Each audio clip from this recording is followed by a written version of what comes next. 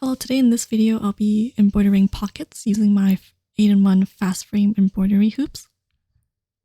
I just want to note that this method only works for the free arm embroidery machines and not the single needle flatbed embroidery machines, because the 8-in-1 fast frame hoop is only for the free arm embroidery machines. So there are a few ways to embroider on pockets, such as embroidering on a new piece of fabric and then sewing that directly onto the shirt. Or you can directly embroider onto the pocket and sew it shut, which would unfortunately make the pocket non-functional. So the method I'll be showing allows the pocket to still work. It won't sew it shut, and also you don't have to sew it again, so it saves a lot of time. There are disadvantages and advantages to each method, and I'm not saying that one method is necessarily better than the other. It really depends on the embroidery design that you want to embroider onto the pocket, and also it depends on what embroidery machine you have. So I'll be using these frames right here, the 8-in-1 fast frames, to embroider on the pockets.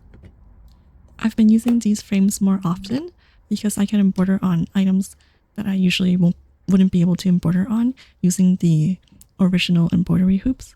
So in my previous video, I have embroidered on socks, which would have been impossible with the normal hoops, and now I can embroider on pockets as well. Before I directly embroider onto my cardigan, I always have to test out my designs first. I think it's good practice to always test out your designs first before you embroider directly onto your clothing, because there are many things that could go wrong. So in this case, when I embroidered it out, I noticed that the brown thread was too loose, so I had to readjust the tension. Luckily, it was nothing too big. I didn't have to redigitize my design, but there's definitely some occasions where I'd have to redigitize it. So to start, I'm going to grab the frame, and I'm using the 2x4 inches hoop size. Next, I'm just marking the location where I want my design to be. And here I'm just ensuring that the frame fits the pocket, which it does. And now I'm putting on 2 pieces of cutaway stabilizer onto the frame, and I'm holding it in place by putting clips onto it.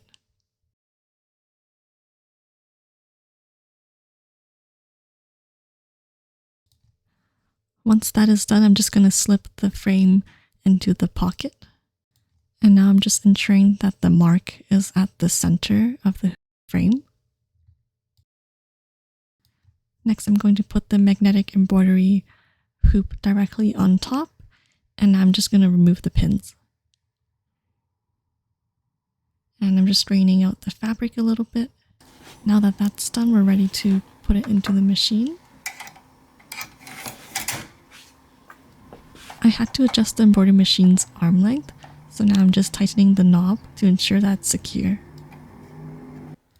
Before you start embroidering, it is very important to make sure your needle stays within the frame. Since the machine doesn't recognize the frame size, you have to do this step.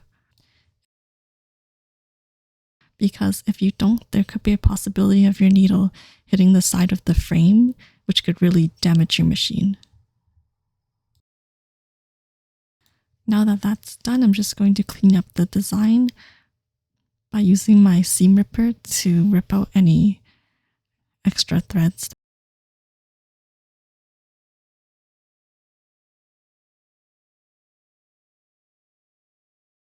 So this is what the design looks like. As you may have noticed, it's a teddy bear with its arms reaching out. The last step is to cut away the stabilizer, and you're done.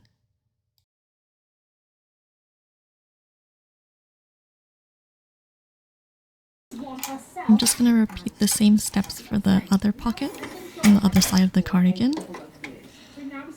So I drew a mark again, and then I clipped it and placed the magnetic frame on top, and now I'm just embroidering it out again.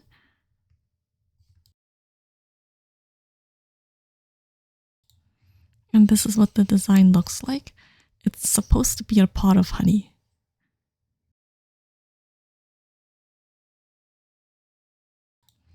So I'm just removing the magnetic frame on top.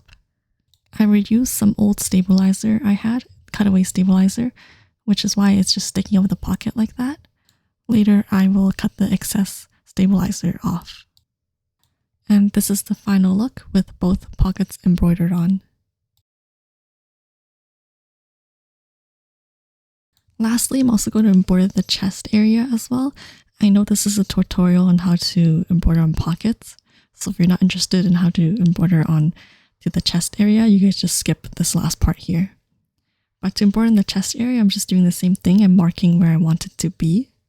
I could have just used a normal embroidery hoop for this, but I didn't really want to switch, so I just used the 8-in-1 fast frame as well. For this design, I had to rotate my embroidery design 90 degrees for it to fit in the hoop or in the frame.